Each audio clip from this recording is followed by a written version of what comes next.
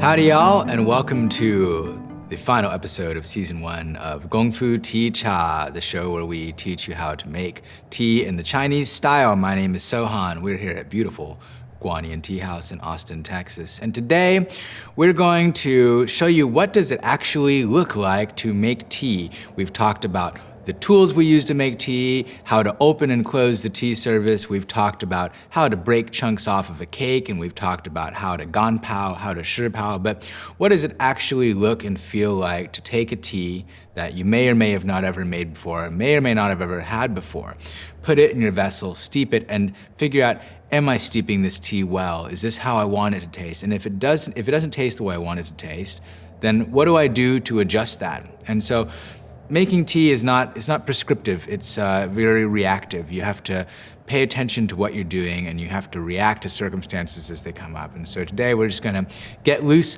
freestyle, have some fun, making some tea. So, taking it back to the second episode, we're gonna go ahead and wake up the tea service like we always do.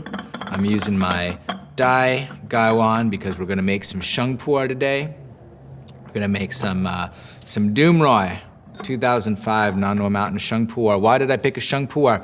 Well, especially this one. Well, Sheng Puer is one of the most difficult teas to make. A lot of people tend to oversteep this tea and make it really bitter. A lot of people think they don't like Sheng Puer, and Sheng Puer, again, being what people refer to as raw pu'er. It's not raw, it's cooked. All pu'er is cooked, but it is unfermented, and because of that, a lot of the bitterness and astringency of these big old trees can come out. And so we're going to practice with this one today. Another reason is because the dynamics of steeping this particular tea, I've got it all broke up, ready for us to go here. The dynamics of steeping a pressed tea like Doom Roi, which is a cake, a being of tea, is a little bit different because we're gonna start off steeping it a little bit longer to get that cake loosened up, and then as we get to the middle, it's gonna start steeping faster, and so that will give us a great opportunity to be reactive, to react to the way that the tea actually is infusing. And we're not trying to make it the same way every single time. We're gonna be changing it up and responding to what the tea tells us by the way it smells, by the way it tastes, by the color. And we're gonna be using our 5 different gong da bays for our 5 different steepings so we can compare the color from one to another as I change the heat and the temperature and the time in my pouring technique. So I'm gonna go ahead and rinse everything off.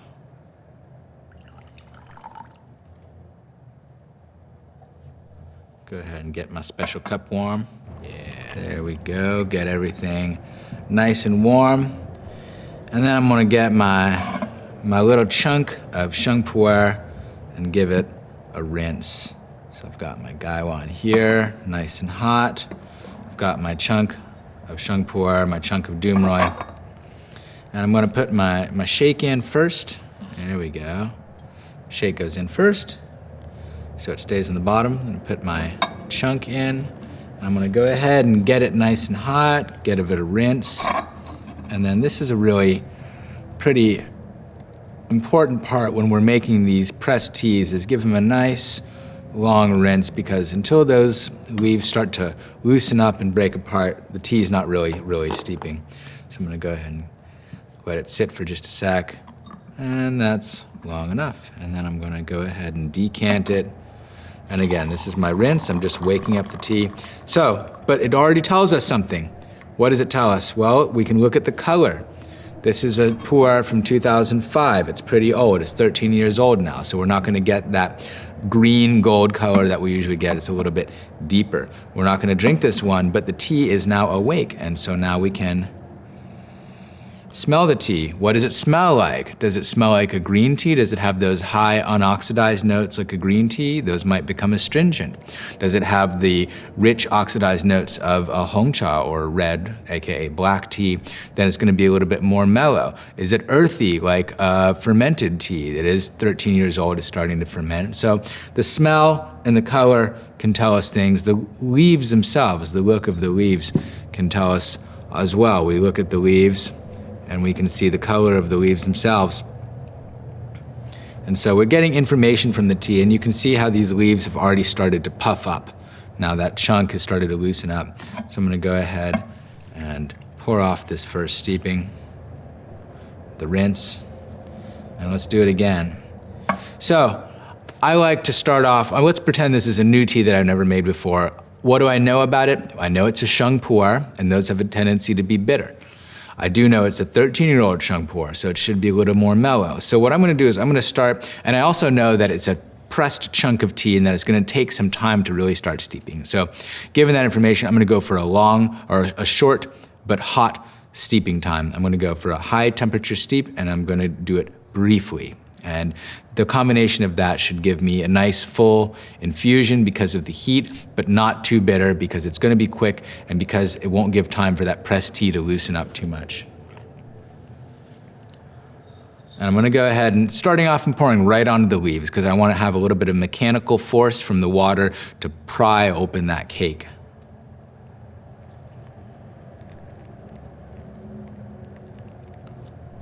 And again, I'm not teaching y'all Sheng Puer specific technique. I'm saying I'm totally naive to this tea. Let's pretend I don't know what I'm doing. How do I start off and how do I feel it out and experiment and respond to what the tea is telling me?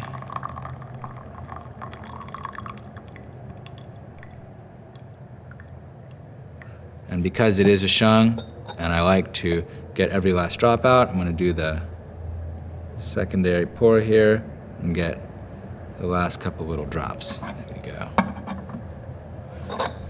And I like to leave the lid off of a Sheng Puer in the middle to kind of let it cool down. That way it's got a little bit of cool water, hit it. And so when I do hit it with the hot water, it's not so hot. And I'm gonna taste it, super important, always taste your tea. Even if you're serving a whole bunch of other people, make sure you taste your tea. If you're not tasting your tea, then you're not in contact with it, you're not communicating with it. So let's see. Smelling it first. Nice sweet haze straw notes from this aged pu'er. It's pretty good. Came out pretty good. Can't say that it's too strong or too weak. I'd say it's just about right. Well, good. So does that mean I'm gonna pour it exactly the same next time? Not necessarily. If I pour it exactly the same way, I'm not gonna get the same results because the tea is further along in its progression. It's fluffed up, it's been saturated, it's gotten wet, it's been steeped one time.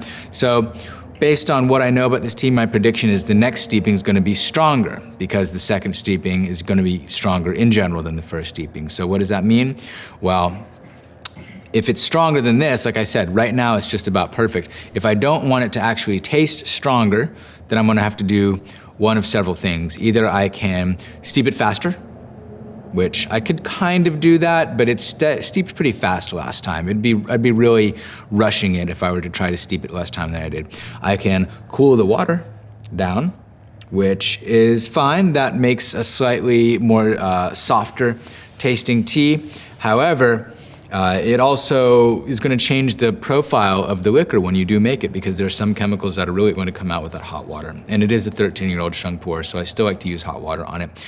So my solution, based on what I know about it, is I'm going to soften the flavor of the tea, not by shortening the steeping time and not by cooling the water, but by pouring not directly onto the leaves. You saw that first time I poured directly onto the leaves. I want it to stay right around the concentration that it is. I don't want it to be stronger. So to counteract the opening of the cake, I'm gonna pour to the side of the leaves. This is a technique that one does with Sheng Puer, but you can do it with any tea. So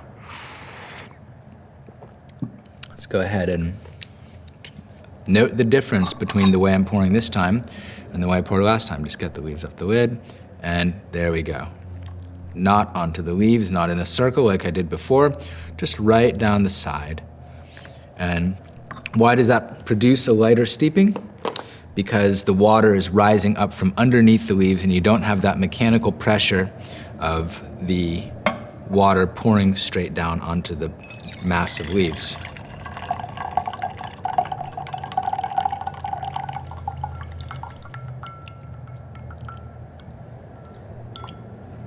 And then just getting every little last drop out because that extra tea liquid remaining in there will get bitter if it sits. There we go. So this is a good opportunity to compare the color of the liquor. Yeah, very interesting. It's getting a little bit, I'd say it's getting a little bit redder. Similar in depth, but taking on a little bit of a redder timbre. And that could be the tea getting stronger as the leaves open up, and it could be certain more oxidized chemicals being released from the tea as it gets saturated and gets wet. But the real proof is in the pudding, and the pudding in this case is the way the tea tastes. So I'm gonna finish my first steeping. Yep. And then we're gonna try the second steeping. Just a little bit. I don't need to drink all of it. It is like 1 a.m. Definitely stronger, definitely more robust. Not bitter, but some people might think it was bitter. So now I really am like, okay, that's a lot of tea. It's getting really strong. I'm serving this to my little sister or something like that. My personal actual little sister doesn't like super strong tea. That's why I say that. It's not an age thing or a gender thing. It's just my little sister likes her tea a little bit more dilute. I'm making tea for my little sister. So I'm gonna make it softer than I did this last time. It's getting a little bit strong, a little bit astringent. I wanna make it softer. Just not pouring on the leaves wasn't enough, so I'm going to cool the water a little bit, because I can't really steep it faster. The tea only comes out so fast, so. That's good. So how do I cool the water? Well, I'm gonna go ahead and pour it into my Gong Bei.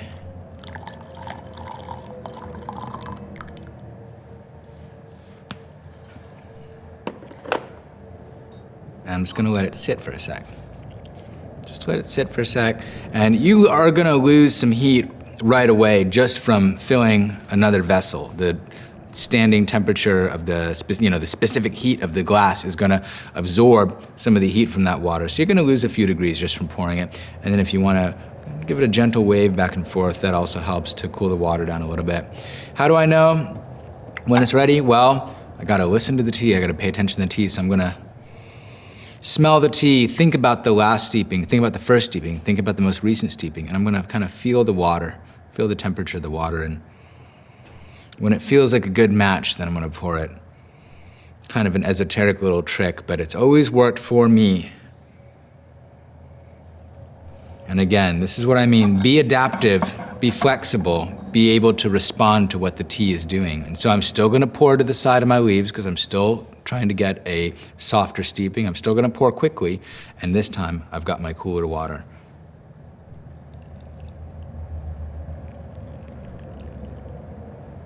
There we go.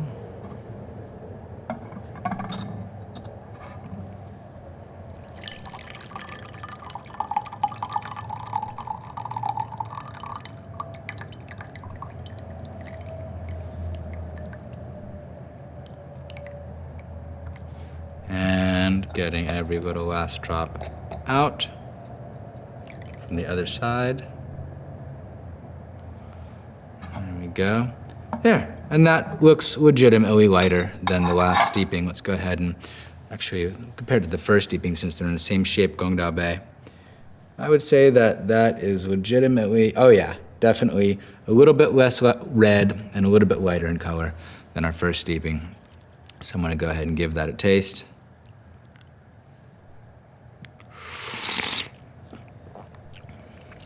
There we go. Much softer and sweeter. Perfect for Fluff. That's my little sister. You'd love this tea, Fluff. So made this one for you. Well, good. So we have accomplished what we set out to do, which was modulate the flavor of the tea, control and modulate the flavor of the tea. And I'll take this opportunity to show you all the chA, the leaves themselves, the wet leaves again.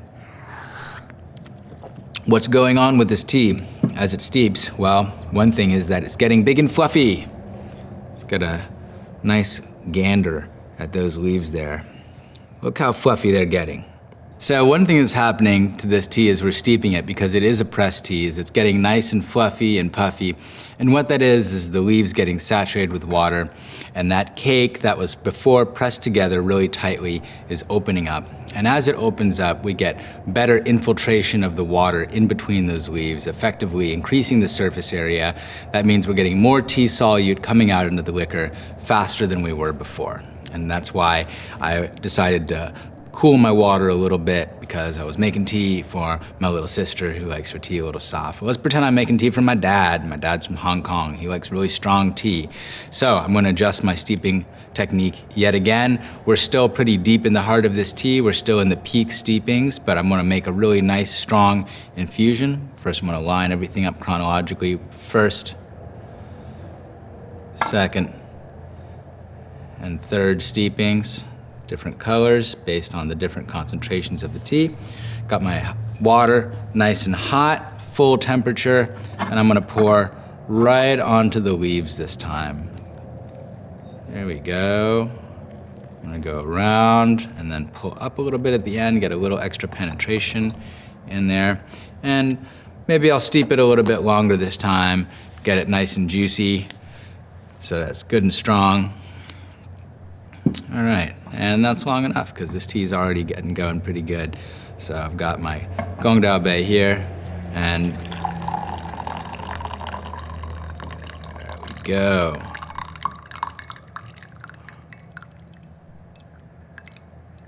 And I'm gonna go ahead and get those last little drops out of there from the other end. And there we go, nice and red. We got that nice red color from that high temperature. Just gonna line it all up here so we can compare. I've got my little sister steeping, I got my papa steeping, and then I'm gonna go ahead and make one for myself. Go ahead and get it open. This time I'm just gonna do whatever feels right, and I'm gonna go for kind of a medium steeping. I'm gonna go ahead and nice circle around, and then right at the end I'm gonna pull up and pour right in the middle to get a little extra punch in there. And again, I'm using full temperature water. I noticed that that last steeping wasn't necessarily as dark as I was gonna expect, as I was expecting, so I'm gonna go ahead and do it a little bit longer. Full temperature, long steep, pouring right onto the leaves. It should be a pretty robust last steeping of this tea. Got my Gong set up, and now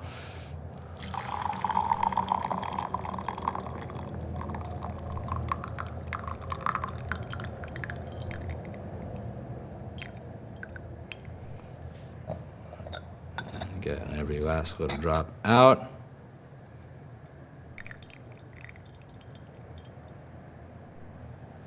There we go. And let's go ahead and compare the color of this one to the last steeping. And yeah, I'd say that we have a little bit, yeah, this one's definitely redder because I did intentionally make it stronger. I poured a little bit stronger, a little bit harder, and with a little bit more time on those leaves. And so I'm gonna actually, I didn't taste that last one. I'm gonna go ahead and taste. This is my dad's steeping right here. Yep, good and robust. Wake you up in the morning.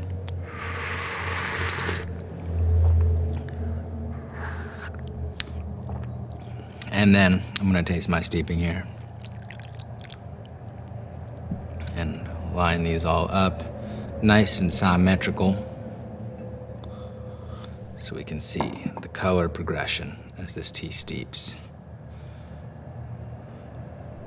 And there we have 5 steepings of tea all across the board, from our first to our 5th steepings of this tea. Let me give it a taste.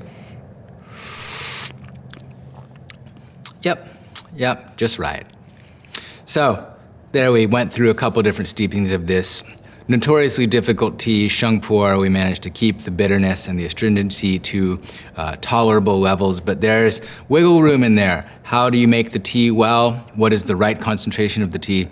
At the end of the day, it depends on what you like. Do you like those strong and a little bit more robust flavors? Do you like it to be a little bit softer and sweeter? Well, we can adjust, and again, the way we adjust is by changing the temperature of the water, the amount of time that we steep it for, the mechanical force with which we pour the water onto the leaves, and of course the last thing that we can adjust is the amount of leaves that we have. We can only adjust that at the beginning. So if this tea was too strong, and no matter how fast or cool I poured it or how gently I poured water onto it, it was still stronger than I like it, that means next time I make it, I should use less leaves. And conversely, if it was not strong enough, if I want more from it than I can get by increasing the time or the temperature or the mechanical force, then I'm going to use more leaves. This one was just right. We got 5 beautiful steepings of this Doom Roi Sheng Puer here. And thank you so much for joining our final wrap-up episode of the first season of Gong Fu Tea Cha, where we teach you how to make some tea. Signing off from Guanyin Tea House, I'm Sohan. Stay tuned for next season. Subscribe to us. Tea House Ghost is our YouTube page, and we'll see you next time.